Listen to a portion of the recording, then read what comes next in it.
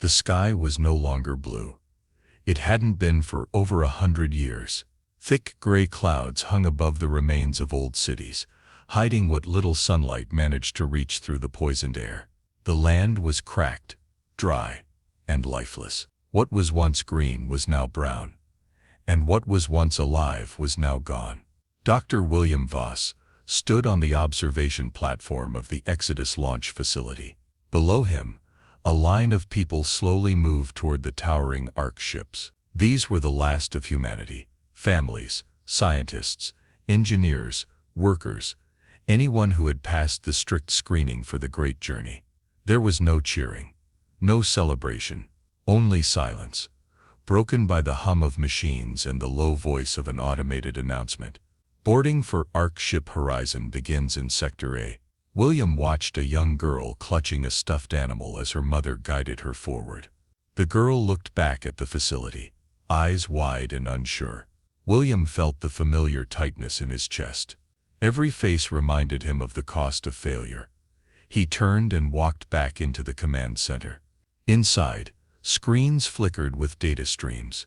Engineers moved from console to console, checking launch sequences, fuel levels, oxygen flow. This was the final phase. In 5 days the ships would launch. One chance to escape Earth forever.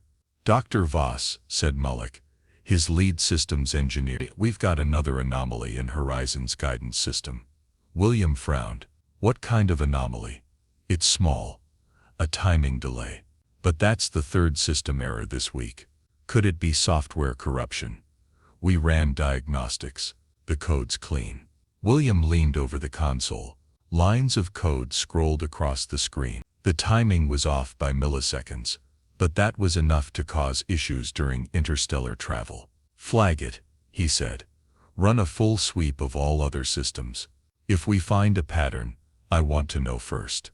Mullock nodded and got to work. Outside, the Ark ships loomed above the facility like sleeping giants. There were 5 in total. Each one was built to carry 50,000 people in cryogenic sleep, plus supplies, hydroponic farms, and AI guidance systems. They were the greatest achievement of human engineering, and the last. William walked into his private office, a small room with a narrow window facing the sky. On the shelf sat a photo of his father, a scientist who had tried to warn the world decades ago. No one listened then. Now it was too late. He looked out the window at the sky.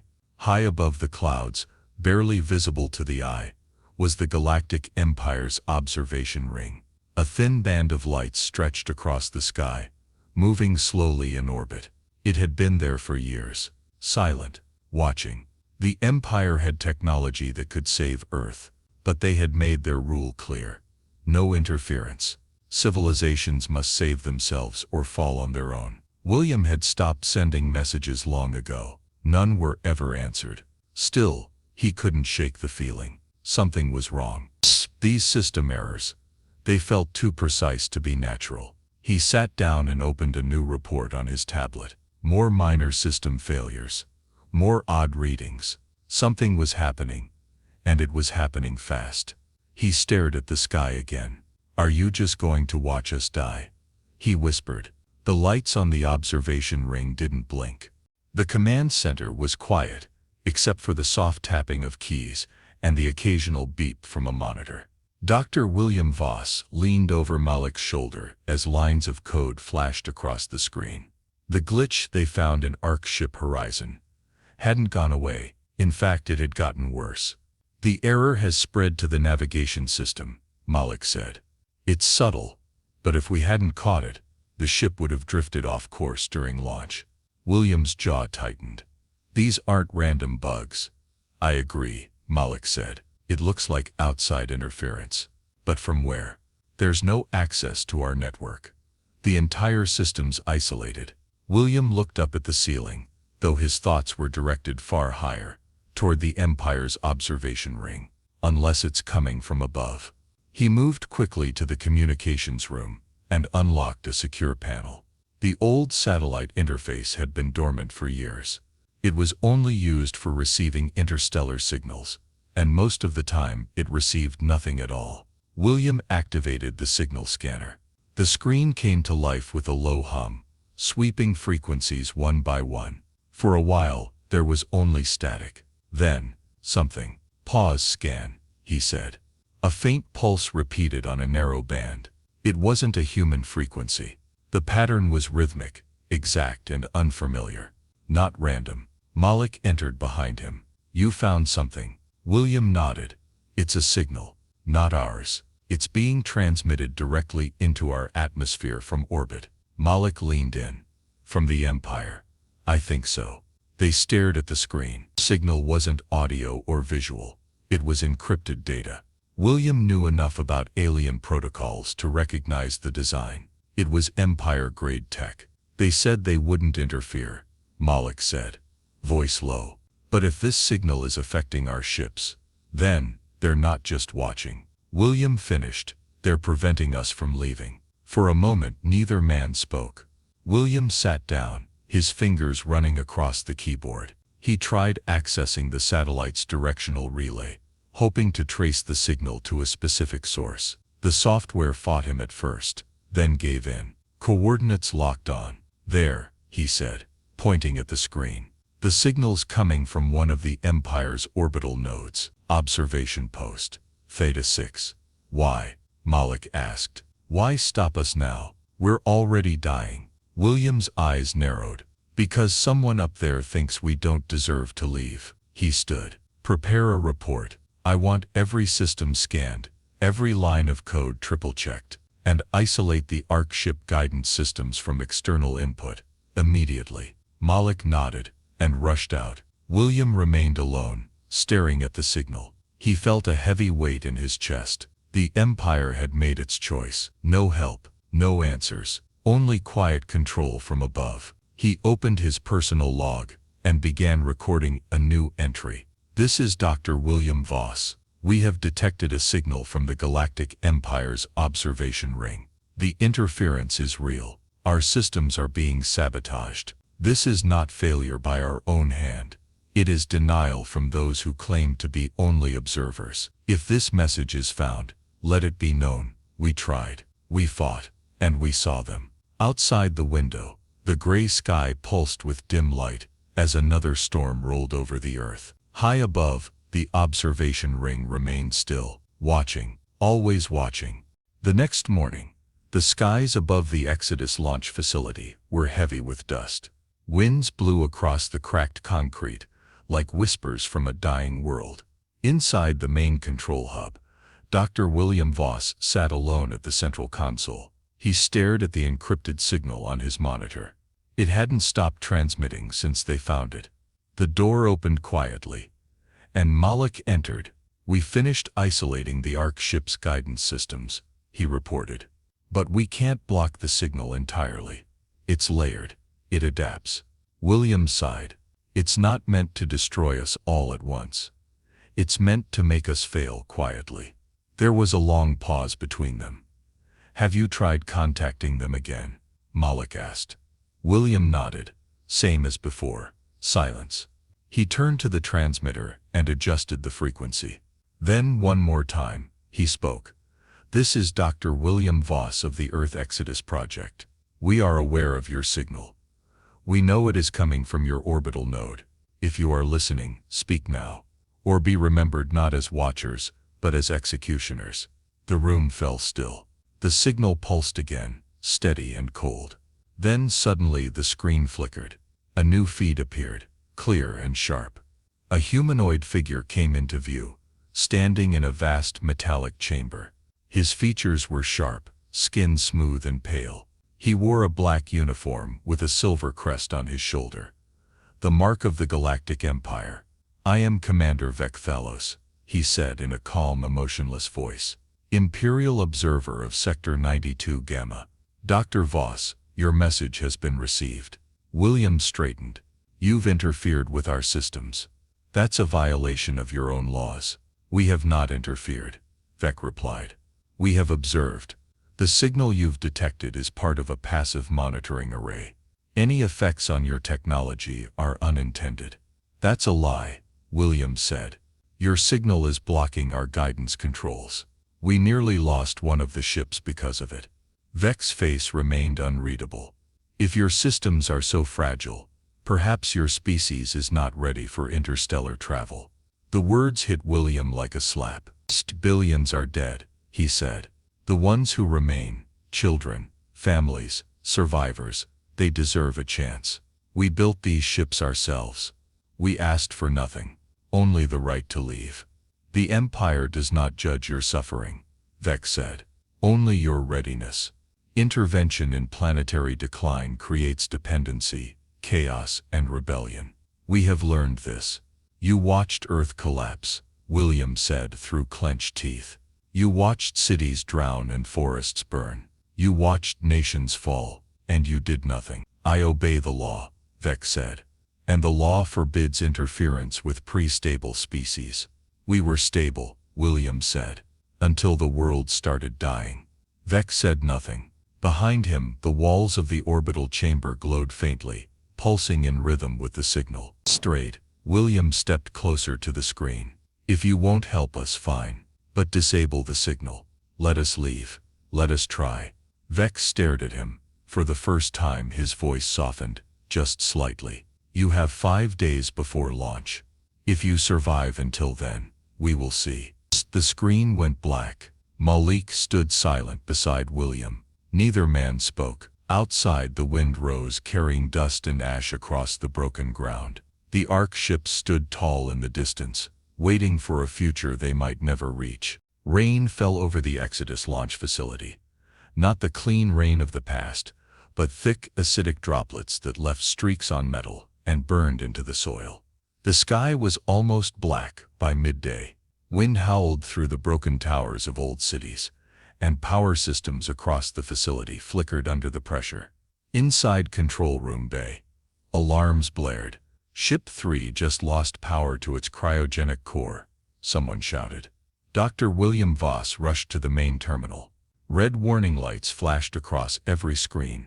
If that core shuts down, we lose 12,000 passengers. Malik said, his voice tight.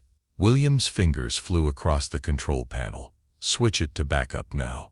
I'm trying. It's not responding. Then, as quickly as the alarms had started, they went silent. William stared at the screen. The system reset itself, without input. Everything was back online. That's impossible, Malik muttered. I didn't fix it. Neither did William. He stared at the logs. A foreign line of code blinked at him. It was hidden deep, buried in the subroutine. Written in a language no human system should know. Call security, William said, voice low. Now.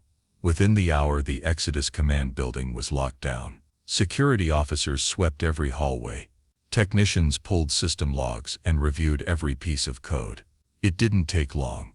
A junior technician named Rami Davos, age 27, was found accessing a restricted terminal near the Ark ship control relays. He tried to run. They caught him outside the docking bay, trying to reach a private escape pod. William met the guards outside the interrogation room. Rami sat alone inside, arms cuffed to the table, head lowered. Is it true? William asked Malik. Malik nodded. We found a hidden transmitter in his belongings. It matches the signal frequency coming from the observation ring. He was boosting their interference manually. William stepped into the room. Rami looked up, eyes sunken, face pale. I didn't have a choice, he said quickly. They contacted me 2 years ago. They promised protection for my family. I just had to monitor the system. Monitor, William repeated. And if the systems ever looked like they'd work, I was told to introduce errors, small ones, nothing major, just enough to cause delays. You were going to let us die, William said, voice calm but cold. I was trying to survive, Rami whispered. That's all we've ever done. William stood still for a moment, then turned to the guards. Secure him. Isolate all terminals. I want everything he touched checked line by line. The guards nodded and pulled Rami to his feet. As they left, Malik stepped in. There may be more like him, he said. William nodded. We purge every system, from the ground up, clean installs. We go manual, if we have to. What about the Empire? They made it clear they'll do nothing. That doesn't mean we have to do the same. That night, William walked the perimeter of the launch field. The Ark ships stood tall and silent. Soon they would carry the last of humanity away from the only home they'd ever known. He looked up at the sky. The observation ring was there, its lights steady, unblinking, watching. The shuttle trembled as it rose through the atmosphere, shaking with the force of old engines not meant for this kind of trip. Dr. William Voss gripped the console, eyes fixed on the display. Black clouds spun below him, and the Earth shrank with every second. Ahead, the Galactic Empier's observation ring came into view, cold, massive, and quiet in the dark. This was not part of the plan. No one left Earth now, not unless they were inside an Ark ship. But William had made his decision. After the sabotage, the lies and the silence, he needed answers. He needed to look into the eyes of the one watching. The shuttle docked with a loud hiss. Mechanical arms pulled it into a narrow hangar. The airlock cycled open with a low hum. A single figure stood waiting in the white polished chamber. "Dr. Voss," said Commander Vecthalos, "you are far from your station." William stepped out, keeping his voice steady. "I didn't come for a tour. I came for the truth."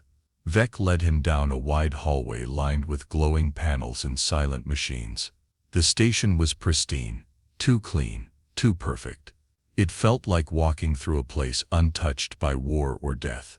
Nothing like Earth. They entered a chamber with a large viewing window.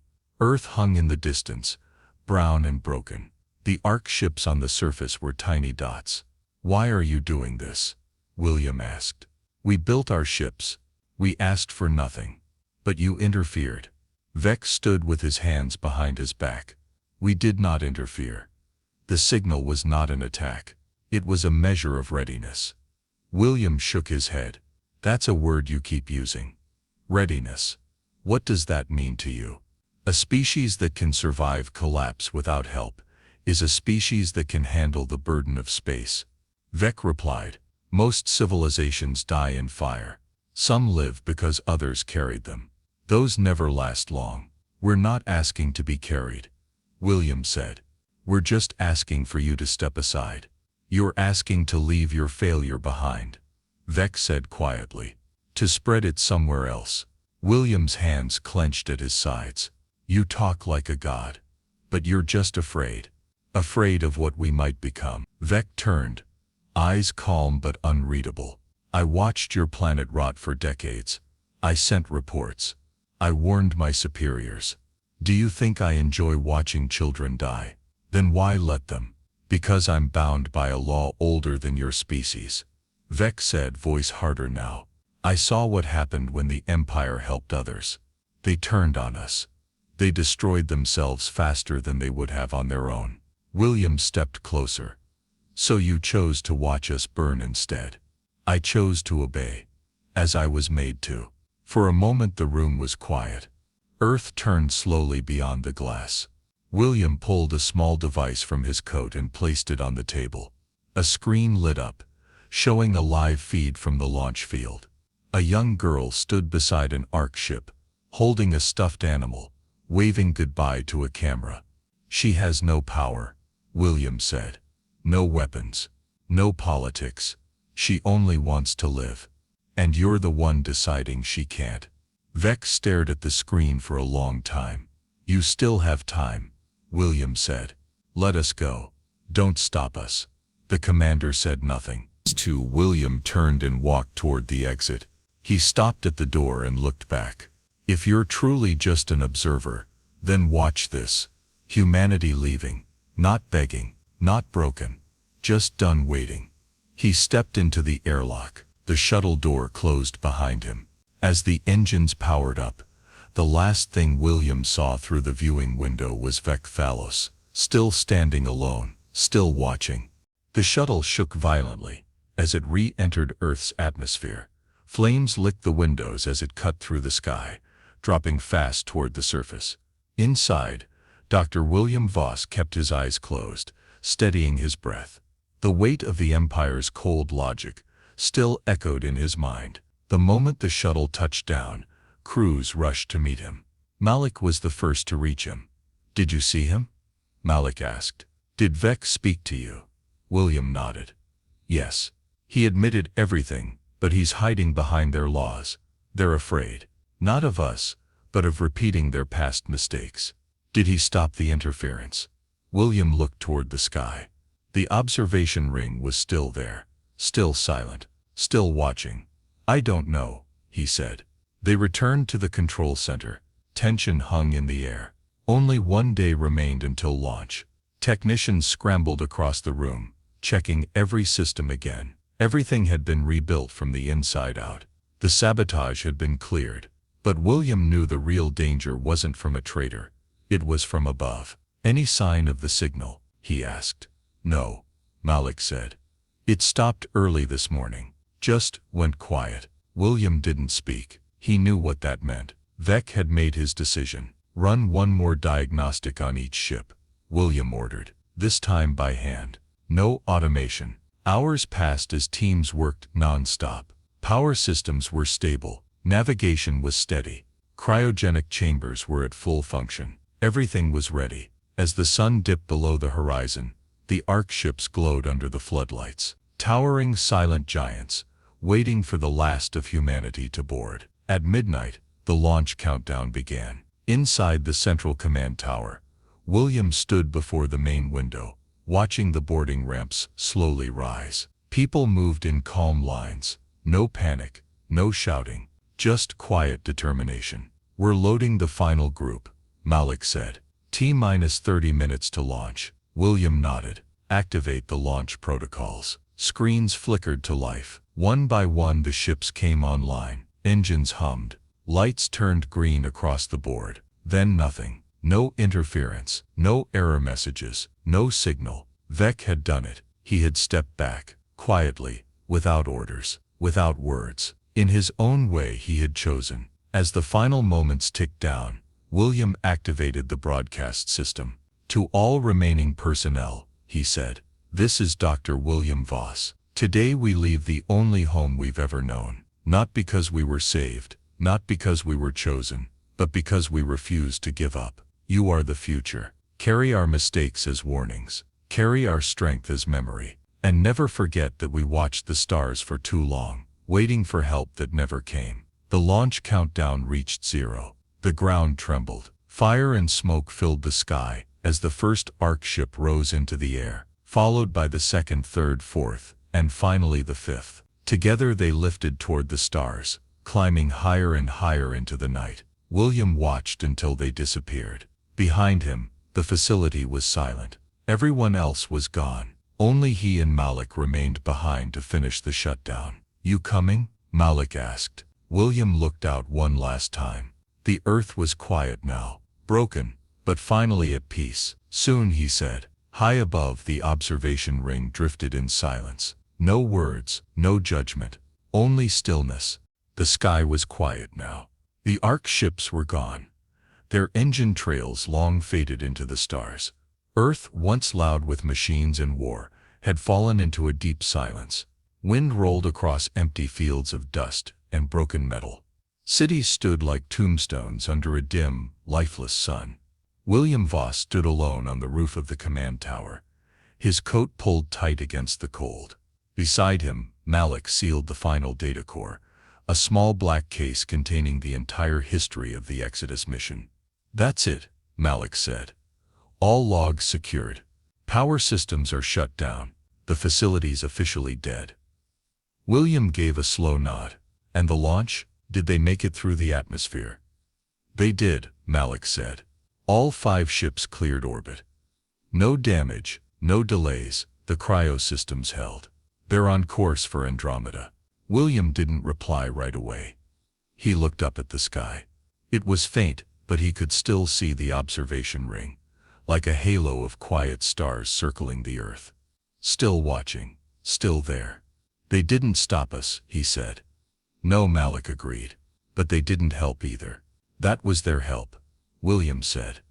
"Standing aside, nothing more. That was their mercy." Malik lowered his eyes. Will they ever answer for what they did? William shook his head. Not in words, but maybe someday they'll feel it. Maybe the silence will finally weigh on them. A long pause stretched between them. What about us? Malik asked. William turned to the final shuttle parked below. Its engines were cold, waiting for one last launch. We'll go, William said. We'll follow, not to lead, not to command, just to witness. To make sure someone remembers Earth the way it was, the way it could have been. They climbed down the stairs together and boarded the shuttle. Inside, the lights flickered to life. Malik secured the data core beside the navigation panel. William sat in the pilot's seat, his hands steady on the controls. Ready? He asked. Malik nodded. Let's leave this grave behind. With a low rumble, the shuttle rose from the ground. As it lifted, the last buildings of the Exodus facility shrank beneath them. The earth cracked and scarred, turned slowly below. They passed through the clouds in silence. Above them, the stars opened wide. As they left the atmosphere, William looked back at the planet one last time. Not with anger, not with sorrow, just stillness. We're still here, he whispered. And we remember. The shuttle disappeared into the dark sky, chasing after the 5 Ark ships carrying the last of humanity toward the unknown.